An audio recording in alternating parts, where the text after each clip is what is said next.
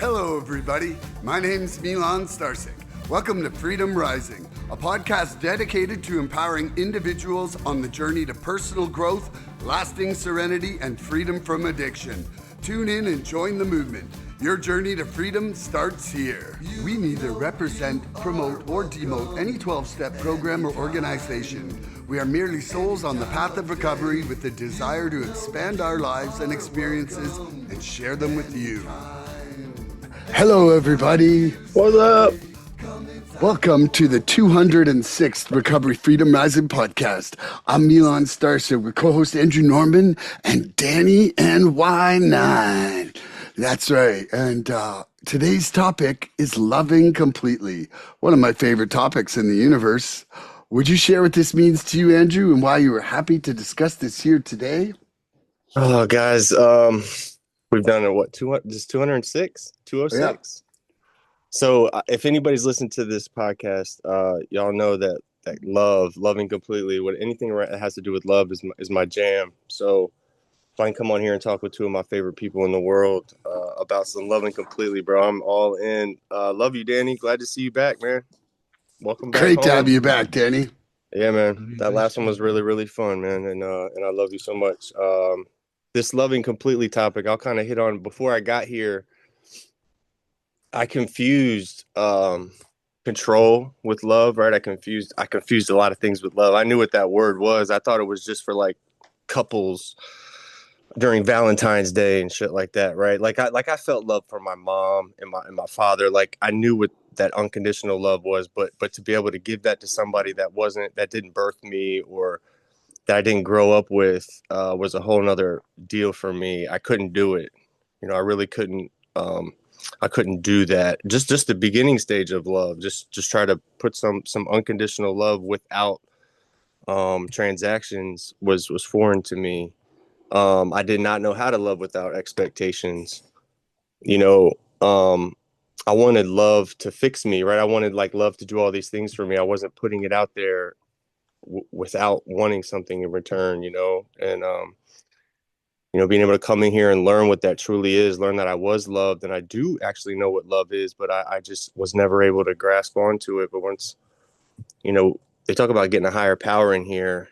And when I was able to have that spiritual awakening and get a higher power in my life and really understand that, I started feeling unconditional love. And then I was able to translate that into my life and know what those feelings were and grab onto those feelings and then give them out. But I didn't know how to love myself. That was the first thing. I feel like I didn't deserve unconditional love. I feel like because I had been doing what I've been doing for so long, like it wasn't in the cards for me. And it was a transaction, not a spiritual principle, right? It's an actual spiritual principle. It's actually the most strongest and the most powerful spiritual principle that we have in this program, hands down. I'll argue anybody over that, man. It's more powerful than any of them. It actually incorporates itself into all of them. Argue me on that one too, but it was like more of an emotional intensity, not love, before I got here. So we talk about it, turning it over into this program. What I've, to just kick off the actual topic, man. Like loving completely has become my foundation. Like we talk about building all these foundation blocks, but the actual foundation itself, it's the anchor, right? For my conscious, right? Like to be connected, I have to be connected with love, right? Like that's my connection. That's how I get connected. When I talk about loving completely, I talk about loving God, G-O-D, get off drugs, group of drug addicts, whatever that higher power is in your life. I choose to call him God, right? Then I'm loving myself. I got to love my recovery, right? I love my recovery today. I love everything about it. Like I put a lot of work and time into my recovery. I love the people in my life, right? The people in my life. I love them. I love them unconditionally. I love them, right? I'm not like worried about if they do something wrong or if they let me down. Like I still love them. I actually love them more when they let me down, because that's how this thing works. And, loving people the way that the program loved me back to life, right? That's my job today. I talk about having that super soaker full of love and humility, and bro, I'm just throwing it out there because the more I do that, the more I receive it, and the more loving I can be towards myself and other people. So it's just a beautiful hamster wheel of love for me. And I've got to be open minded. I got to be able to give it and receive it, and that's all I do, man. And I love you, Danny. As soon as Milan came up with this topic last time, he said, "Look, we need to do another edition of Loving Completely." And you have had your own battle with it, and it literally, like, God spoke to me. He was like, "Bro, you better get Danny on that podcast," and just because I know it's going to be a good conversation, because you've been coming in really hard with the love lately, and I know you've been feeling it, and I know that there was a hairy time back, maybe a few years ago where you weren't feeling that, or you couldn't really feel that, and I could be wrong, but I know we'll learn about it today, man, and I'll pass that to you, bro. Glad you're here, man. What does loving completely mean to you? Well, Right. thank God I'm here, man. Thank God. I confuse the two, intimacy and love, with a physical reaction and an immediate effect, like they produce with the drugs, like a euphoric feeling. I always thought it was physical, not spiritual.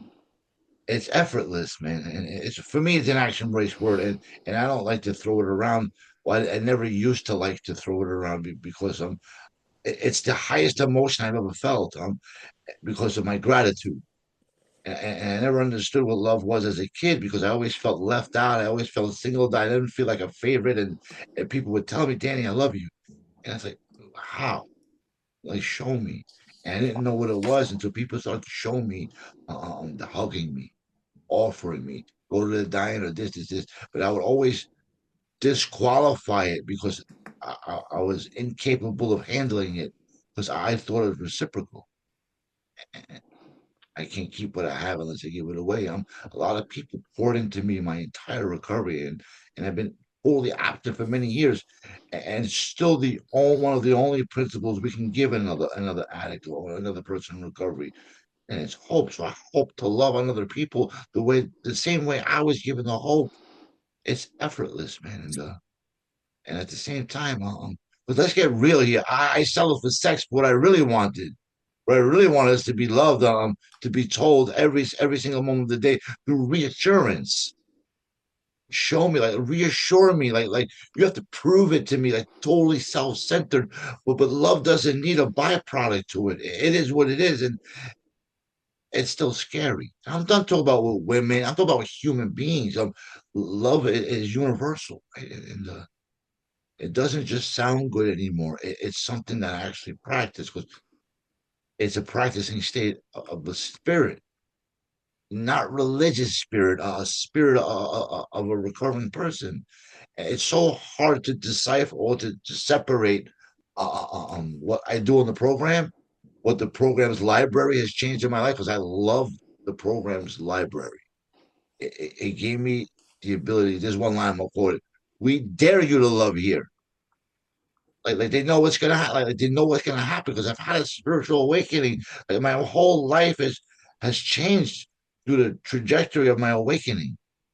And I don't know how I'm gonna go for the rest of the day, but the other 22 and a half hours, I love what's about to happen because I don't know.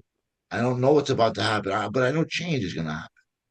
A lot of things go on through the day that tell me, Danny, you need to practice. And love is not at the top, but it's there. Man, I've barely been the recipient of kindness, and this is in yesteryear.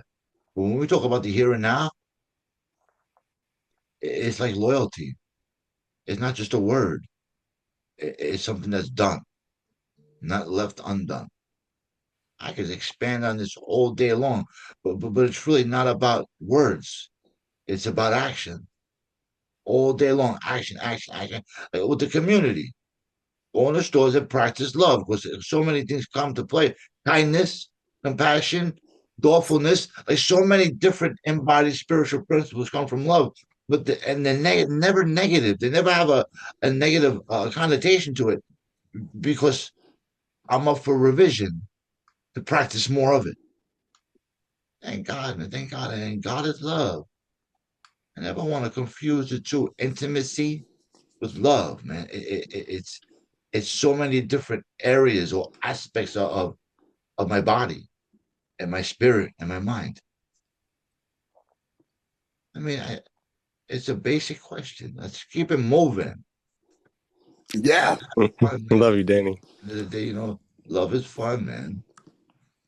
Love is very fun. love is fun. I love you, Danny, and I'm so glad you're here again, brother. It's so nice to see you, and I just I feel a kindred feeling when I'm with you, man. Like I'm like I know this guy because I love this guy, you know. And Andrew, it goes without saying, we got a bromance going on. Okay, loving completely. You know, for me, it's been a real quest this year. Like, I think that I wasn't an overly biblical person. You know, I was raised Catholic, but I ran away from that as soon as my robe caught fire and the priest kicked me out of the church. And but you know, that First Corinthians 13, you know, that the 3 paragraphs on love, 4 paragraphs on love there, you know, that's been kind of like, you know, they say progress, not perfection, but You read that, Danny? You ever read that, Corinthians? You want to read that real quick, Milan, or because I don't Danny's never do read that. it? yeah, okay. So I to don't do me, that, this bro. is like what I think is the most complete definition of love that I've come across. Tingles Let's immediately, hear it. Yeah, bro. okay. Let's hear it. If It I opened my mind speak to it a little bit. Yeah. Mm. If I speak in the tongue of men or of angels, but do not have love, I am only a resounding gong or a clanging cymbal. If I have the gift of prophecy and can fathom all mysteries and all knowledge, and if I have faith that can move mountains, but do not have love, I am nothing. If I give all I possess to the poor and give over my body to hardship that I may boast, but do not have love, I gain nothing. This paragraph here. Love is patient. Love is kind. It does not envy. It does not boast. It is not proud. It does not dishonor others. It is not self-seeking. It is not easily angered. It keeps no record of wrongs. Love does not delight in evil, but rejoices with the truth. It always protects, always trusts, always hopes, always perseveres. Love never fails. But where there are prophecies, they will cease. Where there are tongues, they will be stilled. Where there is knowledge, it will pass away. For we know in part and we prophesy in part. But when completeness comes, what is in part disappears. When I was a child, I talked like a child, I thought like a child, I reasoned like a child. When I became a man, I put the ways of childhood behind me. For now we see only a reflection as in a mirror. Then we shall see face to face. Now I know in part, then I shall know fully, even as I'm fully known. And now these 3 remain, faith, hope, and love. But the greatest of these is love. And you Mm. know, when I'm trying to change, you know, like Danny, I came from a place of doing some pretty scoundrelish shit inside my addiction, and and for most of my adult life, really, like I'm, you know, um, I have to have something to hold my actions against. To say, you know, like, am I doing the right thing here sometimes? Because my ego can pull me behind the corner and be like, that's fine, man, don't worry about it. You know, and I don't want that, you know, and so when I'm doing some stuff, I'm like, you know, am I keeping a record of wrongs? Am I patient? Am I being kind? You know, and the thing I love about that reading is that when it gets further down and it talks about, for now we see only a reflection as in a mirror, then we shall see face to face. You know, when we can honestly, with honesty and humility, look at ourselves, we can finally know ourselves, you know? And that's our only vehicle for change is being able to see that, you know, like taking myself and holding it up and trying to put myself to a higher standard without criticizing myself with perfectionism. You know, it's allowing me to not be able to hide behind bullshit anymore. And and I was really good at delusions when I was coming into this program. And you know, like, and I feel like that loving completely coupled with surrender, it's like surrender lets us let go of all this fear and pride. so that love can move through us freely. Because otherwise, I think we're filtering everything through a preference and just not letting our heart be all the way open. So I think that was enough for me talking and reading that part there. I think we're going to get into some questions. I would like to start by saying I love you guys as completely as I can at this moment with my heart. And I'm really looking forward to today. That was very loving for you to say that, because thank you for being honest, because that's loving, and I appreciate you. Danny, what did Yeah. you think about that little reading, real quick? That was powerful, man. I never heard that before. Mm. 1 Corinthians 13. I got it like I laminated it. So I read that every morning, man, before I'm doing my prayers to kind of filter myself into a position of love. I've always said Thank you you. really can't define love, right? But like if you put like unconditional love, like loving without keeping record of wrongs, like that's powerful, because like I think about that, and even as loving as I am towards the people that I love the most, like it's really hard to like not at least mentally keep some kind of record of wrongs in a lot of cases, right? And so it kind of puts a little layer to it when you're really thinking about it. So thank you for listening, and thank you for reading that again, Milan. I love you. I'm gonna Love you too. ask. I'm gonna ask you, Danny, first. The first question: how do you personally define loving completely in your recovery today? We'll kind of get it jumped off there. How do you personally define loving completely in your recovery today? Simple, man. Don't hurt anyone.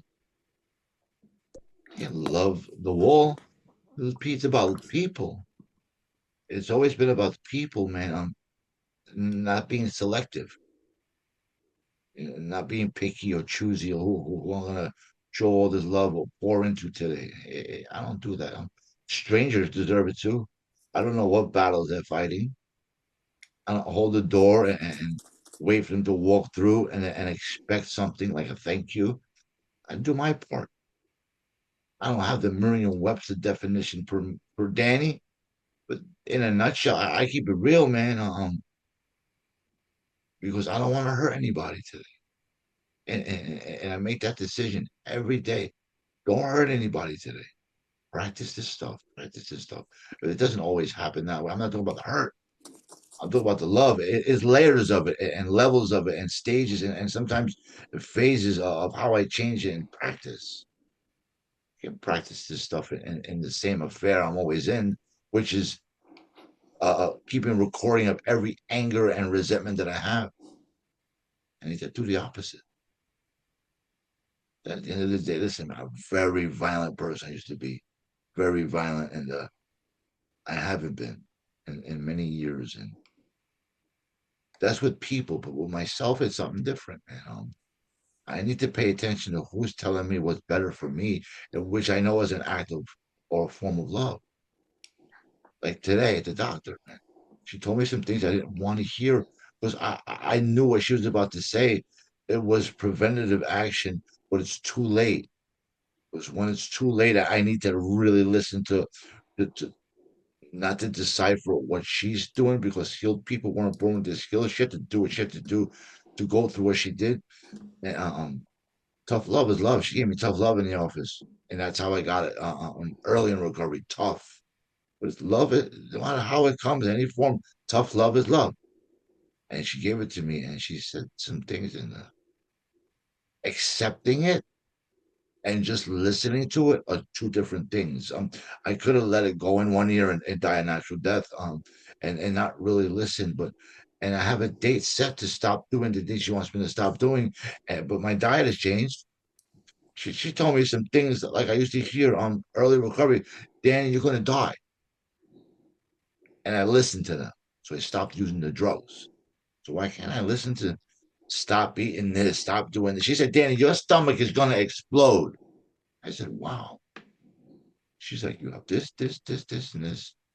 But listen, man, addiction ain't got nothing to do with drugs. Once you're clean from the drugs for a little while, let's just get that out of the way. Eh, I don't like to take inventory of other people or the consensus or categorize or generalize what people are going to go through. I have to love myself back to health. It always affects me three ways. Always starts physical for me. Why? Why always physical? PMS. I get PMS every day. I'm not talking about the woman thing. I'm talking about physical, mental, spiritual. You need to love those things back to health. And I do it to people. Always back to the people. I go where I'm loved. I don't go where I'm tolerated. I go where I'm celebrated. It's it sounds cliche and profound, but this isn't about sounding good. This is who I am. And Andrew knows that. This is who I am because people love me back to health on the inside. But that was spiritual and mental. And now I need to love myself physically. And she told me, you got to exercise. I said, I don't know about that. Totally closed. But I had to switch it in the moment. I had preventative action. I, I don't want to. I don't want to do that. Man, listen, it was scary in the moment, right? Because when I reacted in fear, my first defective character was fear. So I couple it with anger, and then I close up. Then I have the opportunity to practice spot stuff, man, on the spot inventories, and she's right. She's right. So listen, man. I have a date. It's the beginning of the new year. We talk about new resolutions. I'm actually going to abide by this one. And I have to. No, there's no other option. My options have run out. When you tell me, listen, Dan, you're going to die, that's tough love. No more New Year's resolutions. Say that again? Say no more New Year's resolutions. If you're out of here, Every you day's go a out of this world. resolution. You know what I Yeah, it's mean? a Like, loving thing. Yeah, man. I was crazy. blown away. Listen, man. So her definition was the truth. The truth of what's going to happen if I don't listen. Which her telling me was a loving act. I just need to switch my perspective in the moment. And I did. When you're right, man. You can't deny the truth. But it made me furious. It made me furious in the moment, but I know it's from a good place. Love is good. Let's keep it moving, man. Love is great. Love is Words fun, right? great. I love you, Danny. Okay, can I get your question again, Andrew? Maybe. How do you personally define loving completely in your recovery today, Milan? Ooh, man, I really like what you were talking about there, Danny, just about, the hard truth from your doctor. And, because I do think that, these bodies are the vessels for our mind and our spirits, and to disassociate from them or not be treating them the way that they need to be treated is a form of lack of self-love, like really in the complete sense. And like one of the things that I've spoken of recently is, like my go-to to celebrate, again, it's like get some fucking ice cream or get a treat, like eat some shit that's going to not make me feel good ever. Like, and I want to reframe my life where I'm doing something healthy to celebrate things in my life, because like a real celebration is cherishing this beautiful fucking miracle we get to live in. And like right now, I got pneumonia. Like there, I was evidently not listening to my body recently, and just trying to push through some sickness that that I was not winning on one bit. And and for me to lie down for a couple of weeks, like it was crippling to me to actually just go to that level of self-care. But on the day to day, I think that like I I I rarely have coffee now. I'll have tea because it makes me kind of crazy. I don't smoke cigarettes anymore, and that's been 21 months. Like that's the longest I have not smoked cigarettes in 53 years of my existence. Come on, big dog.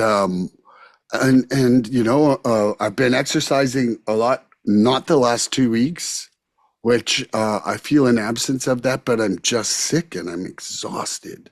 Uh, but eating right and exercising and getting the right sleep, it's like that is the foundation for me with my self-love. You know, um, I just did another step 5 yesterday, and I'm really at that turning point of step 6 of we're entirely ready. And one of the biggest things for me right now is self-forgiveness. You know, it's one of the things I know that's holding me back. Like I'm still waiting for the hammer to drop on some kind of atonement for everything that I've done, you know, and that shows a lack of self-forgiveness in itself right there. And and but I'm seeing it more clearly now, and I'm asking, you know, from my higher power for that willingness to actually start to, you know, like the willingness is where it's going to start, because without the willingness I it's just fucking lip service on forgiveness for myself, you know. And and I think that that's a barrier for me from truly loving others completely. If I'm not accepting myself and have an intolerance for myself and my actions, there's a pretty good chance that I'm passing that along to you in how I'm acting, right? And so, you know, this is honestly where I'm at in my journey right now today. And I'm not embarrassed to say that it's it's work in progress, but I feel like closer to some closer to some things opening in my heart than I've ever felt in my life, because I'm actually starting to understand them and trying to. You know, like just shutting the door and not doing any work on yourself, that's the easy coward way out. And I spent my whole life being a coward on that front. You know, like a drug is easier to take than honesty and humility any day of the week. Much easier. And so, you know, today my drug is freedom. And I'm taking these steps. I'm taking these steps to get high, you know? And that's all I got. Love you, Milan. We were talking Love you about this too. the other day, Danny. What are our new DOC? We got new DOCs. Our new DOC is choices. Drug of choice. It's our new DOC, man. We got choices. We got all kinds of choices, bro. You know what I mean? It's just kind of cool when we talk about saying it DOC. Well, there it is. Freedom arrives at my doorstep in the form of choices every single day, Danny. So it's just kind of funny. So how do I personally define loving completely in my recovery today? Hashtag LLA. Well, um, you know, so it used to be just this thing that this term, right? This term that that I would try to find. But today it's a whole different deal, right? It's like a commitment. It's everything I am, right? It's a spiritual commitment. You know, it's my standard. It's the direction I'm going. You know, love, you know, that unconditional love piece, that's essentially my higher power, man. That's how I communicate with it. But loving completely, right? We talk about loving completely means I'm showing up with my entire heart, right? Like every time, spiritually grounded. How it kind of translates for me is like I got to bring all of myself to the meeting, to whatever I'm doing. If I'm working with this sponsee, my sponsor, whatever it is, man. It's about setting boundaries too, you know, not giving myself away. Um, but I have to have a willingness also in there to grow, right? I've got to be able to grow. What does grow stand for? God rewards our willingness. You know, I got to throw a couple of these in there, Danny. It wouldn't be a Oh podcast if I man. didn't throw a few of these in there. Yeah, right. There's some gems in there. Love lets our voices encourage. Love, LOVE, right? Uh, lets others voluntarily evolve. Don't get me started. Don't get me started. Um, but the loving completely means I love from a place of fullness now, right? Like of a place of spiritual foundation, and not from a like a place of fear and vulnerability. You know, I'm not loving out there because I like have to like I love you, yeah, because you said it, I gotta say it back. It's never like that anymore. Um, I'm not performing, right? It's not a performance. It used to be a performance, I remember that. It was I felt like I was performing when I'm trying to love all these people that I feel like I should love, but I'm like completely out there spiritually. Um, but my love today does actually come from the deep pits of my heart, like from like it engulfs my whole body, like that word love. Um, and it means I accept people for who they actually are, and not who I want or I think they should be, which is a big deal for me. You know, being able to meet somebody where they're at. I heard this before, Danny. The most spiritual person in the room is the one who can be most honest with how unspiritual they can be. You know, it's about meeting somebody where they're at. You know what I mean? You know, and your higher power, your spirituality, whatever it is, it's a spiritual, not religious program. Whatever yours is, whatever mine is, that it's perfect as long as it works, right? And it's loving, it's greater than you, it's caring, loving, and greater than you. And let's do this thing together, right? You know, your higher power plus mine. That's twice as much as I had going into this thing. So let's roll. And you know, that shit is contagious. You know, I don't use love anymore to control people. Right. Right. I'm just doing it because it's what I'm doing. Right. And I'm not sacrificing myself anymore either. Right. There's a level of sacrifice in there before sometimes where I'm just gonna say it just to say it, or to tolerate some kind of chaos going on. You know, it meant like staying silent to keep the peace. I don't do that anymore. That's not what loving completely is about. It's not situational here. You talked about it earlier, Danny. Like love is action, right? It's not words. It's action. And so I can't approach. I can't be angry. I can't have this punishment in my head. I can't have resentments in my head going into these situations, right? I have to have clarity and self-respect and know that like somebody is right where they're at, and I gotta love them right where they're at.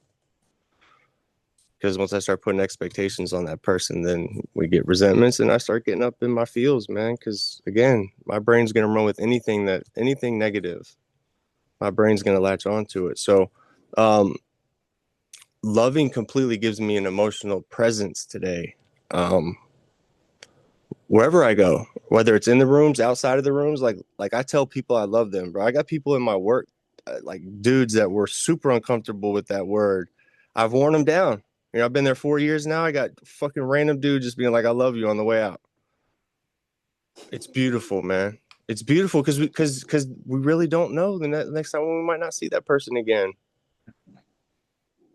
You know, it's pretty crazy. Like this thing is not just like a in recovery. Like love isn't a recovery thing. It just gets kind of like lit up like wildfire in these rooms because we've been lack thereof for so long. Most of us have never, some of us have never ever in our lives been told that have somebody tell us that they love us and that they appreciate us genuinely, if for no other reason than like we were a fucking drug addict and we can understand and relate what they're going through. That's beautiful, man. And we're not like, like charge $100 to get the I love you. We didn't charge no money at the door, right? I don't got bouncers at the door going, I think that person's deserving of love. Let him in. Danny's not standing at the door. He looks like he'd be a good bouncer. Like, bro, carry that ass. We don't need you in this up in here, but we ain't got enough love for you. There's not enough. It's kind of restricted in here, man. We only got a certain amount of seats. No. There's not a capacity on love. Mm-mm. Danny's just at the door checking to see if you're willing. That's all he's doing. Are you willing? Come on in. You consistent? Come on in, right? That's terrible, man. No, but if you're willing, look, if you have the desire, right, to get some of this, do a little work on yourself, it's all yours. All this shit can be yours, and you can be teaching people how to do it. So, to kind of bring it back home, I don't want to get off on a tangent. I can sit here and talk about love for 8 hours if you want me to. But loving completely, you hit on forgiveness, Milan. So important. Forgiveness is the final form of love. Being able to forgive somebody, and to forgive somebody that you may feel like owes you an apology, but maybe never give you one. Forget that person. Might change your life. you know. And so loving completely means like I trust my higher power more than any fears that are going to hit me from a current like daily thing, right? Like my higher power's got me, or like God's got me. But that's why I'm always trying to do the right thing too, like because I know he's always watching, right? I'm not ducking him. So I love you guys. I could sit here and fucking blabble all day about some love, man, because it doesn't, it's limitless, right? And so love, man, light of virtue, eternal. It don't end, man. It don't end. I'll pass it to you, Danny. Do you got a question for us, or you, Milan? You got a question, Danny? I'm just saying I'm being a sponge, man. I'm absorbing all the information, man. It's a good thing to be a sponge, spiritual sponge, right? Oh, I love it. I got a question. Forgetting is a lot easier than forgiveness. Whoa, I yes. understand. I can forget real easy. Listen, I forgave somebody that wasn't even sorry. Letting go is an act of love. I was miserable, discontent, frustrated, resentment, completely bitter for 30 years until I forgave someone who violently assaulted me, changed my life because of it. A bullet passed through my skull, and in front of his peers, in front of a lot of people, the room erupted through this letter I wrote to the court during the pandemic. And it wasn't forgiveness isn't for anyone else. This is a personal thing. It's It's personal. It's not an emotional attack of violence. It's personal. No one can outweighed the love that I was granted through grace because I forgave somebody that wasn't sorry, not for them, but for me, because I wanted the burden to be lifted. I wanted to be free again, and I wasn't. 14 years totally absent, drug free, working the program, the steps, and something was missing. I didn't know I had to let go because he did the time, right? And they wanted to keep him in jail for 30 more years. I said, no way. They wanted me to write an impact statement and be dishonest. I said, that's not going to happen. I have the real men of God in my life. They told me, write what you feel and tell the truth.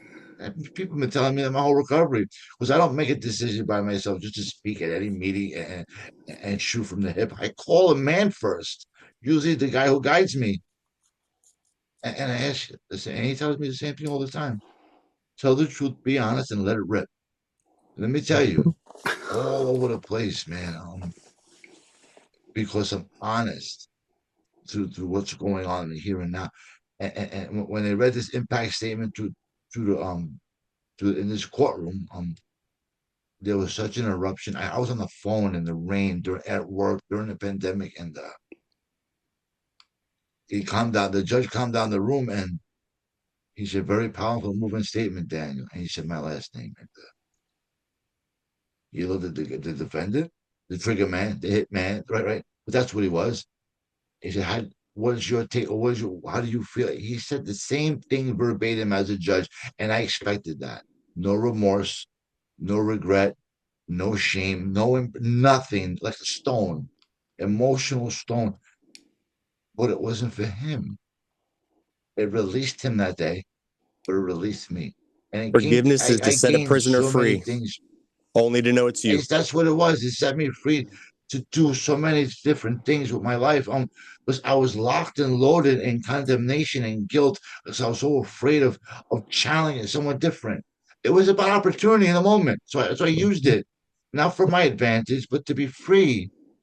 Because that was the missing piece to the puzzle. It was forgiving someone through an act of love and letting go. And I let go. And listen, a Love bullet that. ravaged my head. You shouldn't be Be at allowed the to. wrong place at the wrong time for the right reasons. So if anyone's listening after this, God doesn't do things to me. He was doing things for me. And I was a kid. I was a kid a long time ago, and I held on to it for years and decades, and it released me. And he's free now too, This man walking was the shot in the streets. head. For those of you listening who don't know, this man right here was shot in the head. Is what Like we're a talking bullet about here. passed through my skull right here Still and alive today. Should exited not be the alive left today. side. I'm talking about like an Crazy. arcade machine pinball.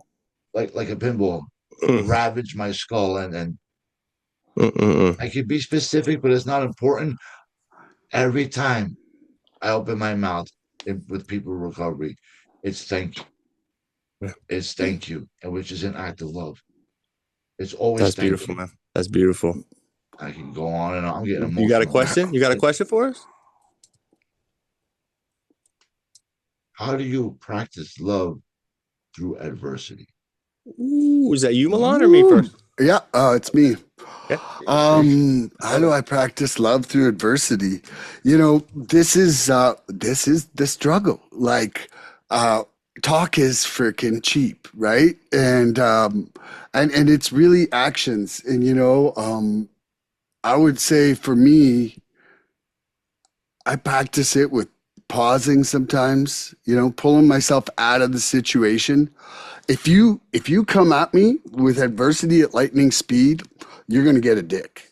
Like I have an instinctual reaction to react with violence, and whether that violence is words or physical, it's how I was brought up, man. I was in a rough neighborhood, and I had to survive.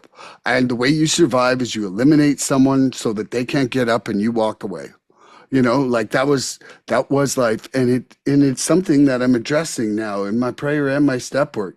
But one of the greatest ways that I deal with adversity is, I had this client. She was 94. She's a survivor from the Nazi death camps. Her name is Rosa Metzler, and she said to me, took me aside about 5 years ago and said, "Nobody thinks they're the villain. Everybody is the culmination of their life experiences. So imagine what they went through to normalize the actions that they're doing now." And that really changed how I see people. Like I can see that damaged child who was yelled at, who thinks yelling's okay, who was beaten the shit out of, who thinks hitting's okay. And that doesn't make me condone it, but it gives me some compassion for them. And quite often now, like if I end up being reactionary, I'm really good at coming in with a different attitude and action within half hour to an hour and a half. Like my step 10 period is 30 to 90 minutes. And that's better than fucking never, Step 10 like what it starts was, it. like it was before. But I really, I've been doing this two-way prayer thing now pretty solid since the beginning of July. And I have to look at my actions. Like I'm looking at my actions, and I'm seeing where I'm not loving or loving, And because one of the things I think for sure, man, is it's not complete love if you're picking and choosing it. Like you can't pick or choose. Nice to you, not nice to you, nice to you, not nice. I'm completely loving. That's a load of crap. Like and so, you know, um, I'm putting myself in more uncomfortable positions because I feel that there's a friction of preference happening inside my own level of service. So it's like doing the service I don't want to do. Like answering the phone when I don't feel like answering the phone because that other person's lonely, not because I'm lonely making the call, you know? And so, quite often that adversity that I think you're talking about, most of that adversity is right up here in my head. You know, it's me fighting against what the right thing is to do and what it takes to actually be that better person that I want to be. And and so, one of the things that is my current fight is my struggle to forgive myself. And when I can say that I love you to me, I can reflect that love outwards, like that part in that reading. For now we see only a reflection as in a mirror, then we shall see face to face. It's like only when I can know how I'm not loving, it's the only way I'm ever going to change. And so I'm taking a close look at that, and I'm trying my best every single day. I love you guys. Love you more, Milan. So I'm going to answer this, Danny. So what was it? How do I practice love in adversity? Right? Through adversity. That's a great question, man. Really, really good question. You know, choosing love and peace through adversity, right? There's a few different layers to it as I was kind of thinking about it, but um, because love is shown through my actions and my response, not my feelings, my initial feelings, right? I can have any kind of initial feelings about the situation, but it's about how I act after that situation, right? There's that adversity. If I don't particularly agree with something or someone, being able to practice love through that adverse time, and it's about asking myself, like, what am I, if I'm getting ready to respond, is it coming out of fear, ego, pride, like all those places that I used to live in, like, or is it coming from that spiritual foundational place that I'm trying to live by today? um just that simple pause in there is what allows for me, God to kind of take over that process. um I used to act on impulse, and then most of the shit that I would do acting on impulse would just be, of course, not loving. And even if it wasn't going to look outwardly like it was a loving act, just because it was impulsive, man. It was just a jerk reaction most of the time. And in my disease, man, I mean, we already know what time it is, man. I was all in on that. There really wasn't a lot of good feels going on and good things coming spiritually from my camp. I have this written down. This is one of my sayings: mistreating people, then avoiding communication is not protecting your peace. It's avoiding accountability. Right. Like that. I mean, come on. Right. And that's the way I was constantly doing that, mistreating people and running and fuck, if I didn't see you for a day or two, I'm already off on 10 other things and not really realizing that I've just been layering up selfish acts that make you feel a certain type of way towards me. I was just wrapped up. But again, I'm not responsible for my disease, the things that I did in my disease. That's what's another beautiful thing about this literature, man. If you don't read that, if you don't read the book and read that you're not responsible for all that stuff you did in your disease, it's really, really hard as an addict to even meet yourself at square one, man. Like just reading that simple line takes such a load off, Danny. You with me? Like we're Maybe you not should be on the first responsible. page. It, we're not responsible for all that stuff, right? So let's start today being better, right? We can do this, right? And um so when I choose understanding somebody or something over judgment, that's how I practice, loving completely, or loving given adversity, right? I have to understand that people have their own pain, and they might act in a way that I don't feel is proper, or that I don't agree with, but I have to understand that they're not doing that to piss me off, or like they're not doing that because it's going against what I think I'm going to do, right? Like that's where they're at, right? We talk about meeting somebody where they're at. So that doesn't mean like I have to agree with you. Like I don't have to agree with everything you say, and that means that I love you. That's not it at all. It just means I'm recognizing the humanity in you, right? And let's meet somewhere in the middle and let's move forward, or let's go our separate ways, whatever it is. Like that little shift, it gives me the ability to soften my heart enough to act in a place that's in a compassionate way, right? Not a resentful way.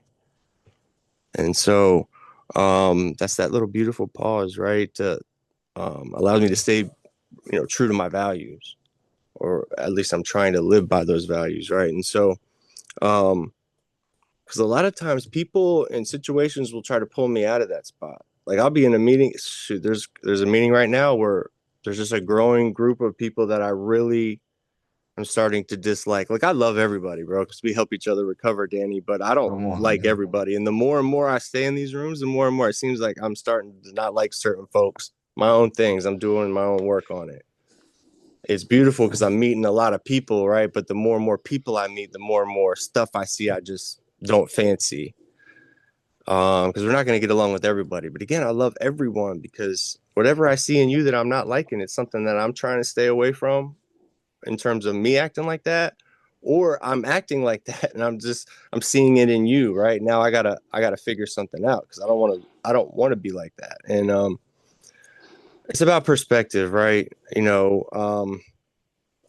But where adversity comes in, that my values are tested, and and I can run and hide and just like act like that didn't happen, or I can do some work on myself, set boundaries, you know, outwardly come out and communicate my feelings with somebody or them or my sponsor. It's to try to figure out why my thoughts are like that, right? And then come back at it with some love, right? Because love doesn't lose. It's undefeated, bro. If I can come and approach anything with love, bro, I know for a fact I'm gonna be okay. You know what I mean? There's love. Love is the most powerful drug in the world, Danny. I can't. I think about the most fucked up I've ever been in my life, and love, like that true unconditional love feeling, like chomps that shit hands down, like that, like just the overwhelming feeling of it, right? And for me, and so I think I answered the question. I think I ran off a little bit on it, but I love you guys. I really, really do love you guys. This is so powerful for me. This word, this just everything that has to do with love. Um, it's everything to me. And so I thank you for coming in here and talking about it with us, Danny. Man, I love you. I knew this was going to be a great one. Um, You answer this question now, Danny. yes, please answer. It's tough, man. It's tough. Yeah, It's tough I to know. separate. It's tough to separate when I'm in something and I know to practice and I know to practice.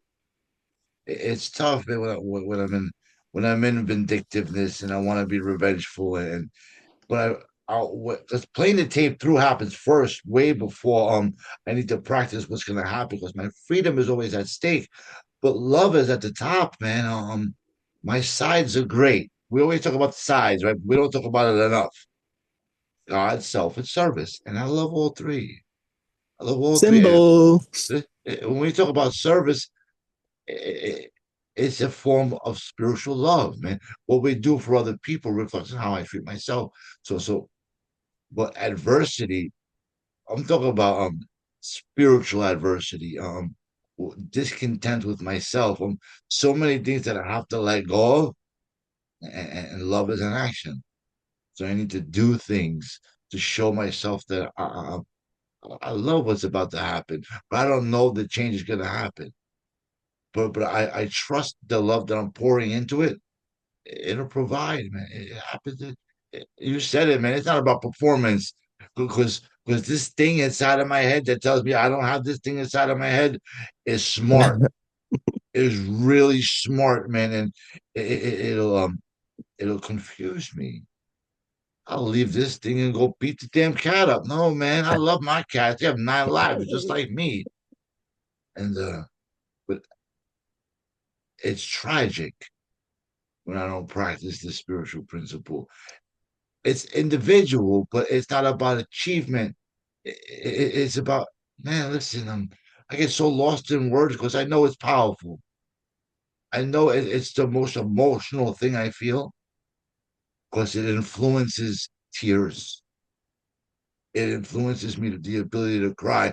And I haven't cried and I'm talking about snot, bubbling, boo-hoo, cried in many, many years. But I tear up when I watch stuff and I watch stuff that's identifiable. I list empathy. Empathy is so important, man. The ability to say "me too" is a form of love, but adversity is not a nice word. It's dissension, man. It's discontent. It's separation. But when I'm in that, I do something. It's about action. So love is not just an abusive word.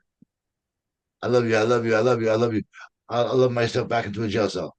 That's what happened. And I don't want to do that. I have a friend here in the area I recovered. He's like, "Dan, we got to keep you out of jail with clean time."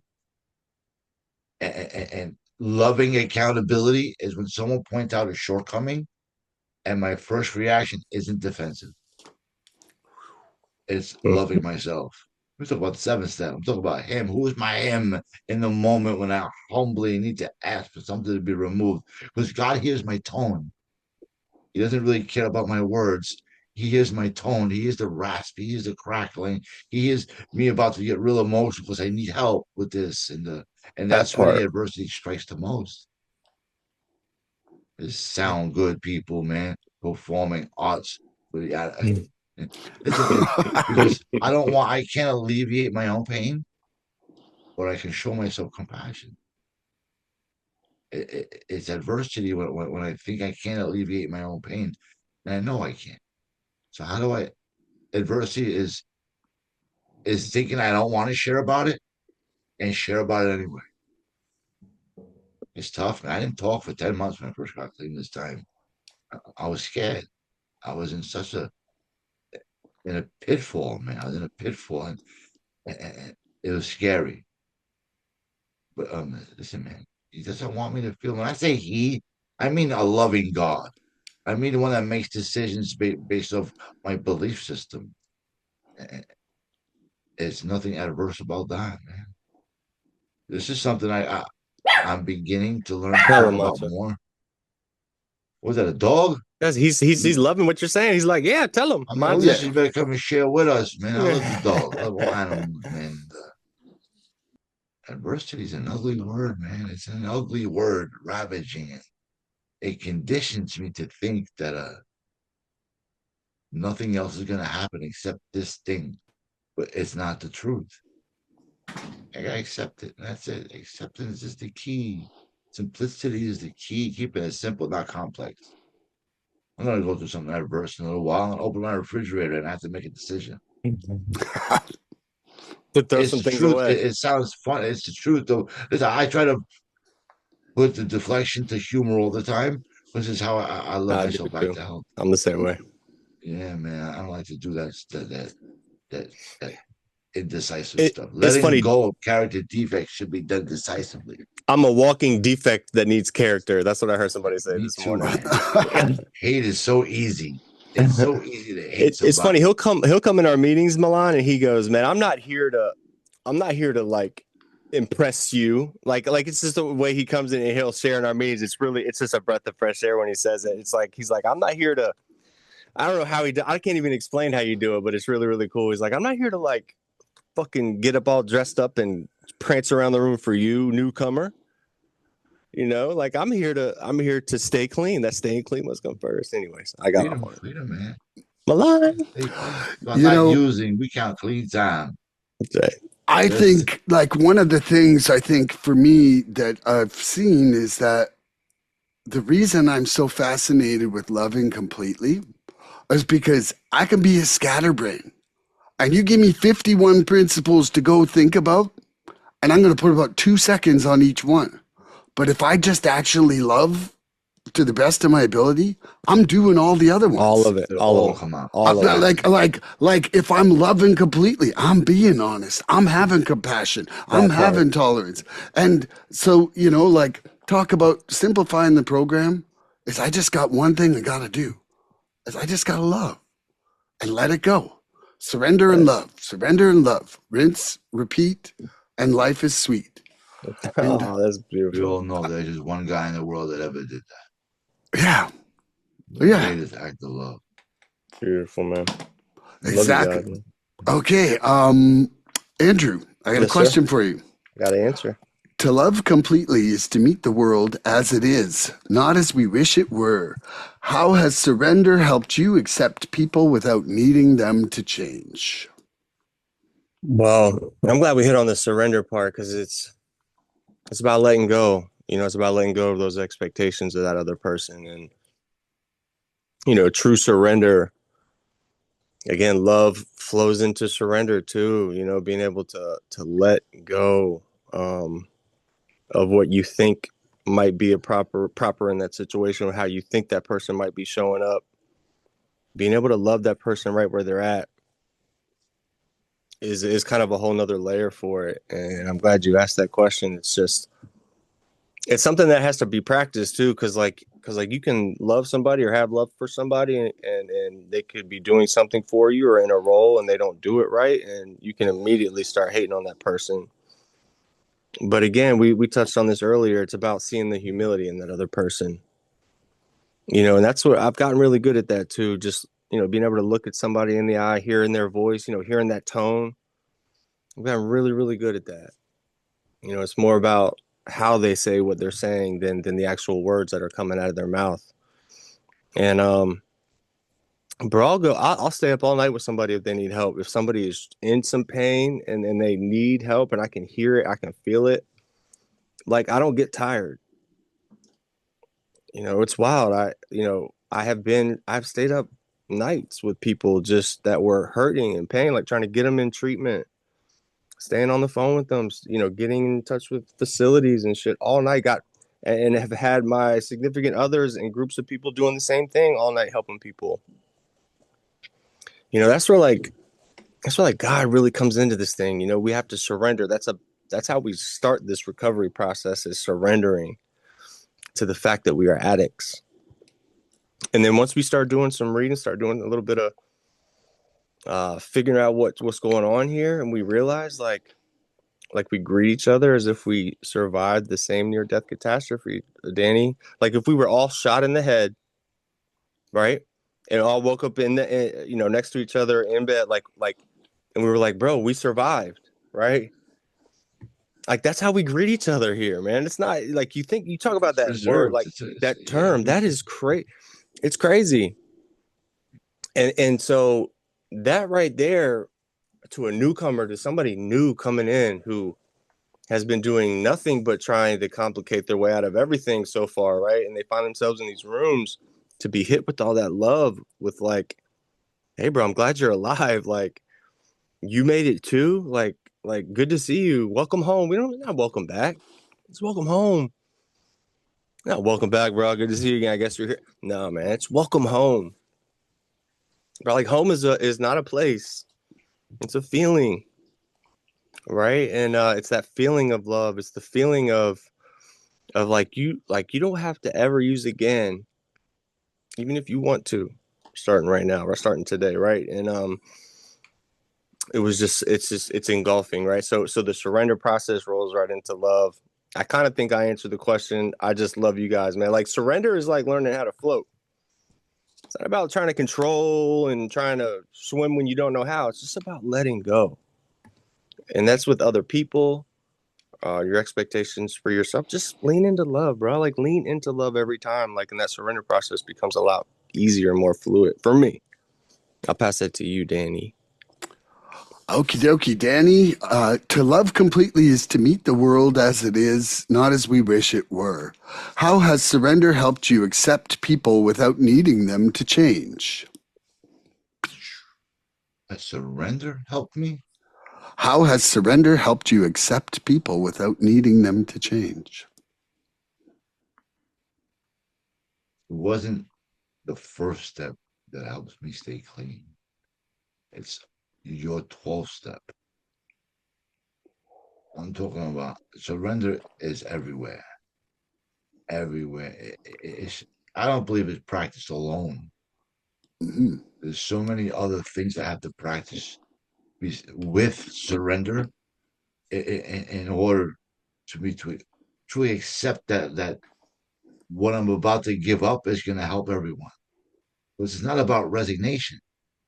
It's not about quitting. It's about not fighting. Because I'm a fighter. So when I switched to saying I'm a fighter, not a lover. I'm a lover, not a fighter, but I'll fight for what I love. That I never makes heard so that. much I sense, like man. that. Yeah, that's old school. That's how I used to pick up women, man. But they see me in the anyway. You have a tough exterior. I'm a soft, emotional mush, and I'll cry watching Lassie. It's what it is. But it's the truth. Because my life is on the line still. It doesn't matter. I'm on my 20th year of being abstinent. I still believe that there's something inside of my self-destructive personality that's crying for help. And I never want to think I could do it alone. but I need to practice surrender and not and think that the fight is over. But listen, the war was over when I put down the substances, but the battle began. But it's a different kind of battle. It doesn't mean that surrender I have to do alone because I asked for help, man. I asked for help a lot. Um, Individual achievement. I got stuff. Stuff don't keep me clean. Surrender. I quit. Oh, the punk way out is just to ignore it. Cowardice stuff and yeah, man. This stuff is exhausting. It's what it is. It's a verbal step thing, man. And it, I'm not big at the pen. Maybe my sponsor will approve this. It sounded good, right? I'm like That's kidding. beautiful. Yeah. Yeah. Love you, man. Love you, man. There's some people who can't write, and this is how they recover. You talk about the IP, the loner in isolation. They had none of this back in the day. They just sent letters through the Pony Express. Yeah. A handwritten letter. Note. Kite. That's beautiful. Messenger pigeon. Where you at, Milan? Homing pigeon, man. Yeah. Man. All the time, man. Okay, so how has surrender helped me accept people without needing them to change? You know, through my step work, man, I really saw like, especially in my first round.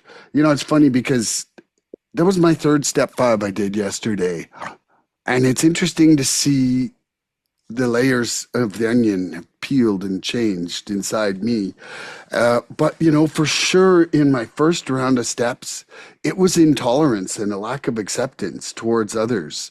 That was a big source of my discontentment in my life, you know, and it was an absolute lack of surrender. You know, like I was absolutely trying to be the puppeteer, like they would say in the AA book, you know, trying to pull the strings and have everybody play their part. And that works like shit. Long run, that works like shit, you know? And for me, what I didn't realize though is how damaging it can be to friends, family, loved ones, kids, you know, like my daughter. If you don't have tolerance or acceptance for them and you know, just let them be their perfect selves, you're telling them they're wrong all the time. And that is a really damaging thing. Like I through my own step work, I've seen how I've been damaged by it. And I can see how I carried that torch and did the damaging as well onto other people. And for me, you know, I just don't want to be that source. I don't want to be the source of that treatment, that action, that energy, that lack of love, essentially. And so, you know, trying my hardest these days to let that preference, let that expectation go and applaud people for who they are, you know? Because I guarantee most of us are trying to do our best in the moment. You know, like Rosa Metzler said there that I was talking about, nobody thinks they're the villain. Most people aren't setting out in the morning going, I'm going to be a fucking villain for Danny and I'm going to ruin Andrew's day. And if I see Milan, I'm fucking knocking his coffee over. Like that's just not how people are rolling through life. And so, you know, when I could stop sometimes and just identify that beautiful child that's inside that person, inside that adult, you know, that can let me have a greater level of surrender and acceptance towards it, you know. And to be honest, if I can get myself through my own prayer, through my own meditation, through my own rest, through my exercise, if I can get myself to a good place in my head, then I don't need to be inside your head controlling you. You know, like if I'm in a better place, I'm feeling more free and I'm actually wanting, you know, freedom to be the recipe of the day. So Yeah, that's all I got on that one. I love you, Milan. I love you, Milan. Love you And too. I just got word Mr. Danny had a little something come up, so he's gonna have to run out, and we're gonna finish it. You and I Okay. love. Hey, Well, Danny, thank you for being here, bro. Danny, I love you, Thanks for man, the and thanks for invitation, coming man. back. We're gonna have to do It's this better than a again sometime. subpoena. Let's do it again. Let's do it It's again better soon, than a okay? subpoena and whatever kind of note you're gonna send me through the tier. Hey, I I'm love you, only Danny. kidding. Thank you for Listen, being man, here, I man. appreciate you. You invited me and welcoming into your lives, man. And I love you dearly, for real, man. We'll see you I'll again see you soon, man. tonight. See you See tonight, you Yeah, bro. tonight. Love you, Love you bro. guys. I'll see you soon. Yes, love you, sir. Danny. Thanks for Love coming out, brother. Yeah, have a good day, guys. I love you. you, man. Okay, you So, got another Milan. question, Andrew? Yes, I do. What blocks you the most from loving completely? So, what blocks you the most from loving completely, Milan? I would say right now, probably my largest struggle is still with anger. And I'm not talking about violent or screaming level anger, but it's like reactionary, reactionary Milan, and that comes, like it's definitely not been easy being sick for so long here, dude. Like, I'm now at a point of just pure exhaustion. And that's just not the nicest me, you Mm. know? So one of the things I'm finding is that I'm enjoying the test that this is inside my own program. Like, am I able to just shut up and step back when that is the right thing to do? And it's been that way. It's been pretty good, like one of the things that I'm trying to do is I'm trying to plant seeds in my day, like with my family right now, you know, um, I am in the morning, I'm trying to say, I have an abundance of love for both of you. And start the day with an overflowing cup of love. And try to carry that into the day because,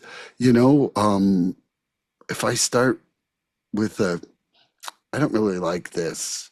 If I start with one negative comment, that'll grow into a tree of discontent for the whole day, man. And so I'm really working at trying to turn it around. And one of the things though that is kind of good is that this hummingbird has landed a little bit. Like I'm just not as capable of taking so much on. So then I'm moving About at a time. slow. Damn, about Shut fucking time. up. Shut up, dude. I feel like handicapped right now, like on my own sense of just, falling behind on my songs and, you You got know, like 7,000,000 songs. yeah, You I know, gotta. but it should have been 7,000,000 and I know. 14. I know it's how you connect to the universe. I get it. I Yeah, get it. I get it. I love you, man. I I didn't mean love to you interrupt too. you. Yeah. Is And it my you? answer? You gonna Yeah, answer me, yeah. or No, is it my question? yeah, you answered this one now. So, what blocks me the most from loving completely? Great question, LLA. When I really think about it, um, it's more not other people. It's more like my old instincts that block me, right? As I think about it, I started off thinking that it is like the actions of other people, but it's really not. It's those old survival instincts that like that ego and pride and all that stuff. Those old ways that are kind of set and burned in there just from active use and doing and acting that way for so long. Um, but the first one that pops into my head is like fear. Fear is that number one block. Fear. What does fear stand for? Future events already ruined. You know what I mean? Like false evidence appearing real. Fear is the number one enemy. Fear I'll be hurt. Fear I'll be abandoned. Fear that like what I'm doing isn't enough. Fear is always that underlayment there, right? Like fear, like if I actually open up fully, like I won't be able to handle what comes at me then. Loving completely requires a level of vulnerability, Milan. You know, if we're not vulnerable, we're not going to feel all of that love, right? You know, if we're not completely vulnerable, we're not being honest. You know, but once you're honest and you allow love to really get in there, bro, like I can't even explain it. Like it fixes you. You know, it molds itself into whatever kind of emotional band-aid you need. You know what I mean? It's what it does. It can be it'll be a weatherproof band-aid, right? Like it doesn't matter if it's raining or whatever, man. Like love doesn't worry about that shit. And so my fear that always comes in is like don't trust that person. Um, why are they coming at me like that, right? Like don't risk what they're asking, like it's always that underlayment, right? But you know, fear shrinks my heart, Milan. That fear shrinks my heart in the moment. You know, it turns something that, you know, it turns love into something like I have to ration out instead of something that I'll give to people freely, which is something that I'm trying to live by, right? Makes it a commodity, man. Boom. Makes it a commodity. What do you got? You got silver love or you got gold love today? What you got in that bag? What you got in that bag? You got bronze? Oh, you only got bronze love? Keep it moving. Keep it Keep it moving. moving. You only got that bronze love. Get out of here, man. Like love doesn't come in a bag. You can't put it in a box and ship it somewhere. So there's no limits. It's limitless. So like those old survival tactics keep me guarded and distant, right? So I gotta let those go. You know, because sometimes vulnerability like feels like exposure, right? You with me on that? Sometimes like affection feels unsafe, doesn't it, Milan? Yeah. Sometimes letting like my real emotions out there feels like I'm giving up power too, doesn't it? But those survival instincts, right? They don't care. Like they don't care about love. They care about protection, and protection and connection cannot exist at the same moment. You with me? Mm-hmm. Connection and protect. We're not protecting while we're connecting. They don't exist in the same moments. That's what I heard. So control, right? That control shit that we talked about is fear dressed up as like a strategical thing. That's what it is. Control is just me being a fearful dude, like dressed in like this is like this is my strategy, bruh.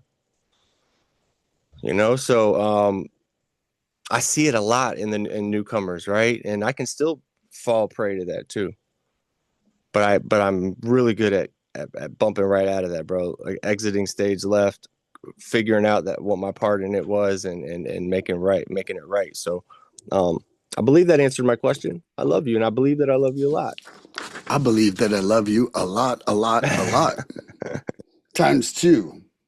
Okay, I've got a question for you. Mm-hmm. The living clean reminds us that love in action is service, Mm-hmm. the willingness to give without keeping score.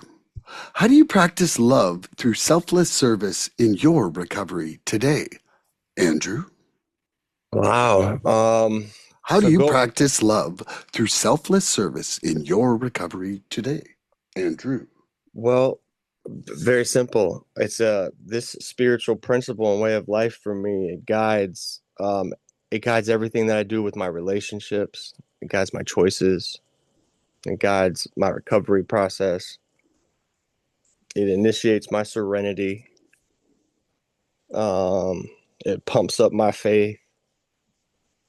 It grows me emotionally.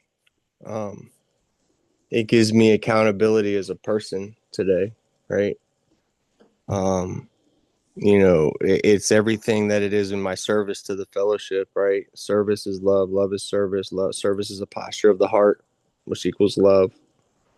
You know, and then my ultimate connection with God, right? That is the connection with God. And I don't even know why that got me emotional, man. Um, to be void of what fuels me today is so sad when I think about how long I went without these things, and you know, I was just stripping myself of all the true fruits of of like this world, like of life, right? Like all these things, um, love is the most beautiful and precious gift that we have in this world. Um, you can't. There's nothing that you can buy for any amount of money that can give you what love gives you, right? Like just the feeling that I'm having. You can't buy the feeling that I'm feeling right now. You can't buy that. And to genuinely like love myself enough to be better, and then to be able to give that out today and see people that see what I'm doing, and they make comments to me about what I'm doing today is the reason why I get up in the morning, man. It's the reason I get up in the morning. There's people that really rely on me, right? Like I put a lot of stock and effort into this program and into the people of this program, and they have in turn put a lot of effort and stock and time and effort into me. And so that's where I've got to love myself enough to not let them down, right? They put too much time and effort into me for me to let them down and let myself down. And so I live that way, right? I would I would give everything to this program because I wouldn't have anything if this program did not exist. I would not have my life back. I probably wouldn't be alive today. And so I love you, Milan. Thank you for asking me that question. I certainly wouldn't even understand what joy and serenity were without this program. It's Like fucking even putting beautiful. aside my life, Crazy. like I just was not happy straight in the times that I did manage to white knuckle it. Yeah. Um, so how do I practice love through selfless service in my recovery today? Like one of the first things is, I'm actually part of my two-way prayers. I pray for guidance on that. Like and part of that guidance has come in the response in the two-way prayer to seek service, like to seek service in every moment, and not service being like a position or whatever. Like service is driving my mom to a choir last night because she's afraid to drive in the snow, to take my father-in-law today to go get a TV because he's not driving anymore. Like service is the little stuff. Like my new sponsor just had back surgery, so I'm picking him up and dropping him off from all the meetings this week. Like selfless service to me is actually getting out of myself, like less less service. It's getting out of myself enough to see the needs of others and to actually take action on that. And that's where, like coming in hot, all addicts and alcoholics, we are self-seeking as fuck. Like, we are just looking for, Self-centeredness, yeah, core of our like, disease. but we're also self-seeking. Like it's not only are we the center, but everything we do is to make something better for us. And that is why service has such a magical, profound effect on us. Is that when you experience the true bliss of selfless service, it's an irreplaceable thing. It's an irreplaceable thing much like when you feel love from somebody, you know, you can't replace that with a new bicycle or a Mm-hmm. TV, you know, and much that like service is truly an act of love when you're doing it for the right reasons. And what it does is it also that selfless service builds community. Like you are now somebody who's opened your heart enough to consider those other people, and then you've put your physical body in motion to actually fundamentally make a difference and change and help them. And there's an exchange of energy there that I just can't describe with words, other than that it forever changes the dynamic between you and that person forever. you know, and it's real magic. And anybody coming in complaining about not feeling good from the program, complaining about nothing changing, do as much service as you can find until it actually has that moment for you, because I guarantee that will change your life. Okay, I think I'm good on that one. I love you, man. I Where we love at you for too. time? We're at an hour and 26. Where I've are got you at for time? I've got probably 15 minutes left, man. Okay, so ask another question and we'll see where we're at after that. So, how has learning to love yourself changed the way you love others, Milan? Man, this is still a work in progress. Like one of the things that was probably my greatest revelation from this round of my step 5 is that feeling of low self-worth, that feeling of not being lovable, that feeling of not being loved. Like I still have a lot of that inside me. Like if you really knew me, you wouldn't love me. Like that's still sitting in there. And so I'm not sure that I can fully comment on how that transformation is affecting how I love others. But I would like to say that the closer I am getting to the freedom of forgiveness and loving for myself, it's bringing um, it's bringing a greater amount of contentment and joy and serenity into my days in a very, very profound way. So it's almost like the illusion between my life and myself is starting to disappear. Hmm? Like, if people are like, well, do you love yourself? I'm like, well, I don't know. I'm loving my experience that I'm having here. And Good start. and I am part of that experience. So then is that mean I love myself? It means you become, yeah, that's what I'm Like talking about. Yeah, in a way, uh, I exciting. think I think the illusions of division in the universe melt away. And that's kind of part of what that second last paragraph is about in that First Corinthians. Like, for we know in part and prophecy in part, but when completeness comes, what is in part disappears. And we become And what we believe, Milan, as we believe well, it. well, we Become. just stop seeing that there's a difference between my day and Andrew's day. It Love is it. the day. It is Love it. right now. It's You know? present moment. It's Yeah, present. It's being yeah, presence. yeah.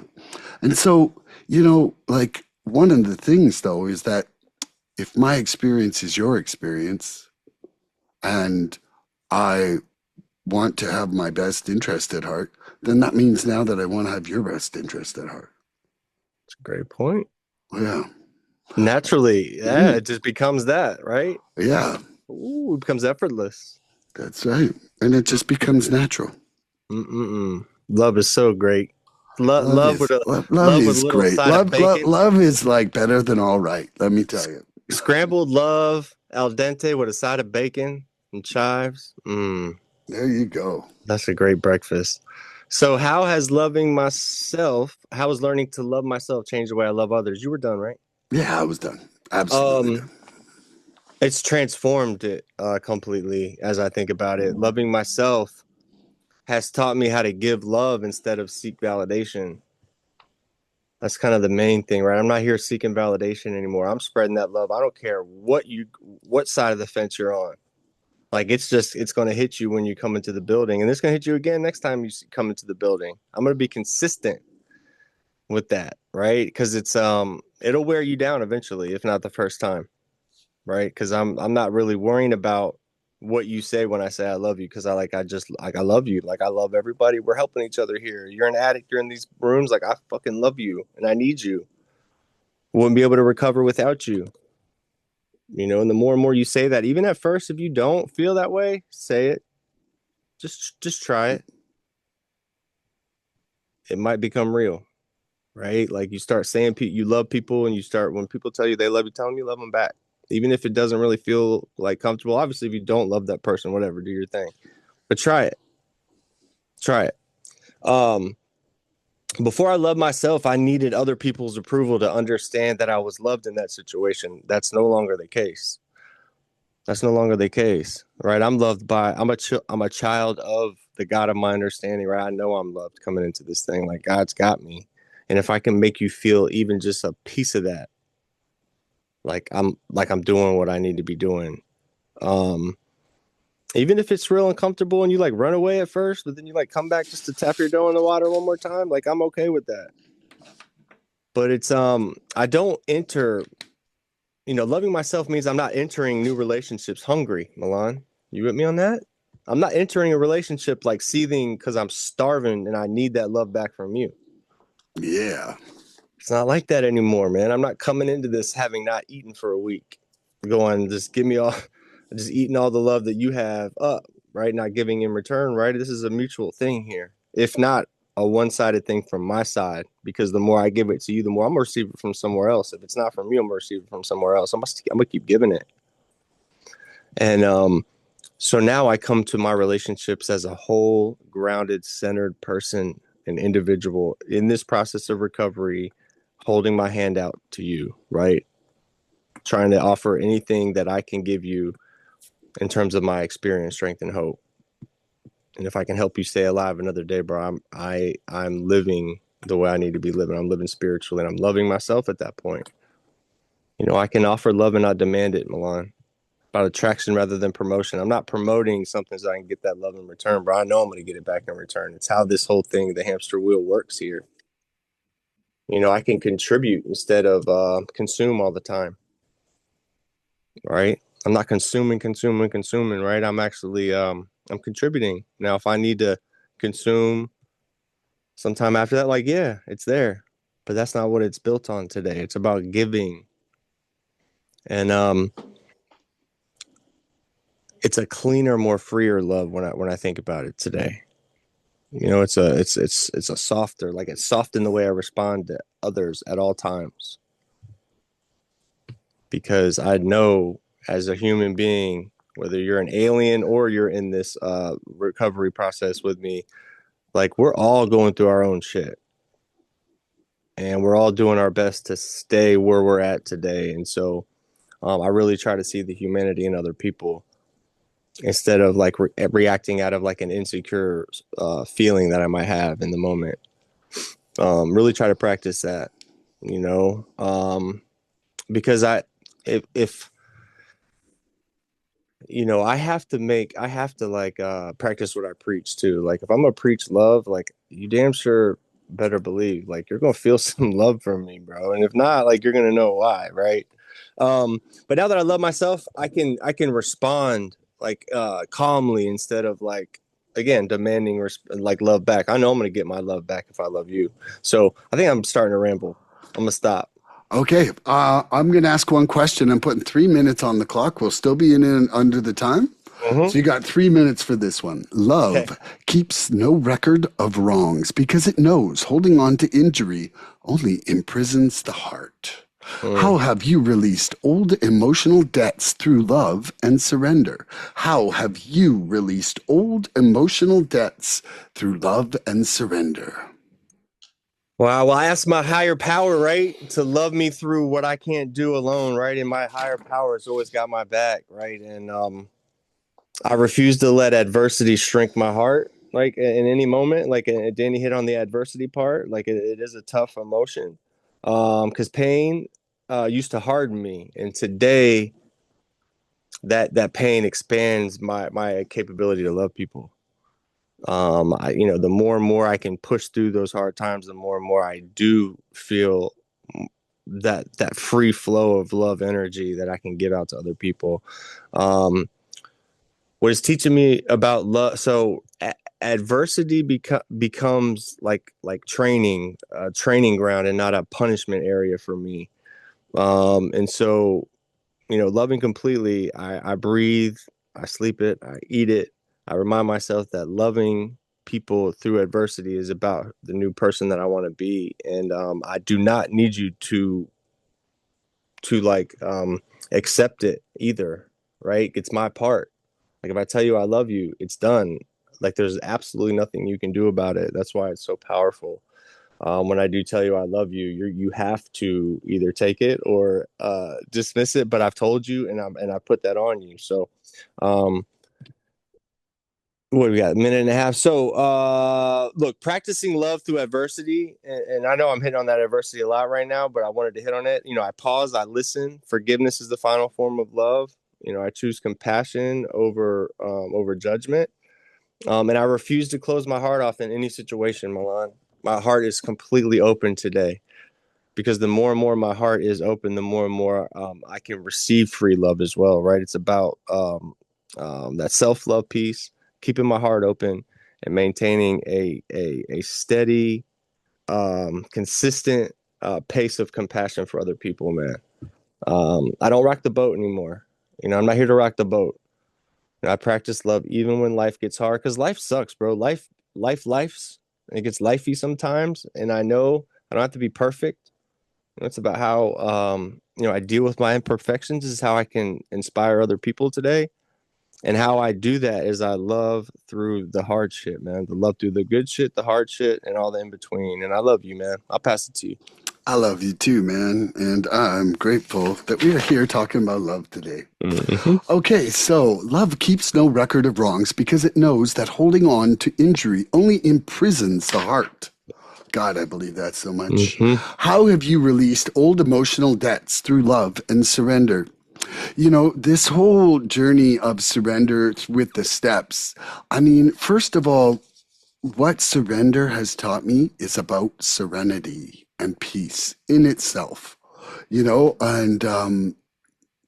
and how I like the very word resentment, right? Meaning like a sentiment that you're reliving over and over. And so all these perceptual problems I was suffering from, of anger, intolerance, lack of acceptance, I was playing the tape over and over myself. I was the one on the play button, on the repeat button, just like making that insanity happen. So, like surrender has set me free from those hamster wheels, of my addiction, but also of my insanity, and fortunately, um, I'm, becoming entirely ready for some of these things to go. And when I'm feeling love and surrender at the same time, I'm right here, right now.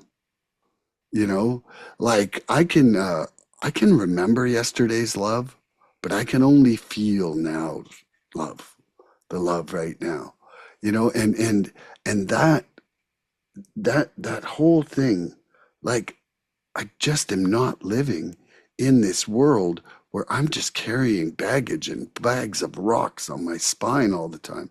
Like I'm just so much more free of that now. And even, like when it says holding on to injury only imprisons the heart, it's like every time I keep a scar on my heart, it's my heart that beats that quieter, So when I can just set that free, then my heart is singing the song at full volume. I'm just experiencing a greater level of love. And I got to say, there's nothing more intoxicating than feeling love and freedom. Nothing for Feel me. that, man. Yeah. Feel that. I'm going to go out with this. Okay. This. Love that only lives in comfortable moments is not love, it's convenience. Love that survives adversity becomes unconditional. Love that grows through struggle becomes wisdom. And love that refuses to disappear becomes spiritual.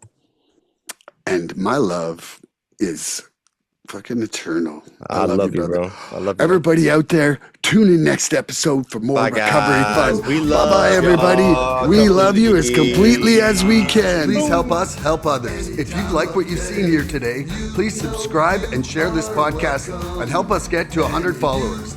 We're looking for interaction with our audience.